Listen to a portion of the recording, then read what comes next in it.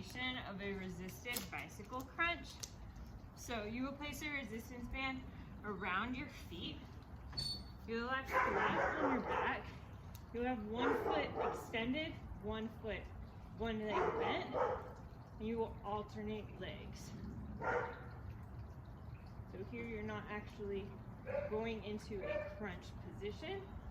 You're just alternating the foot position of each leg here.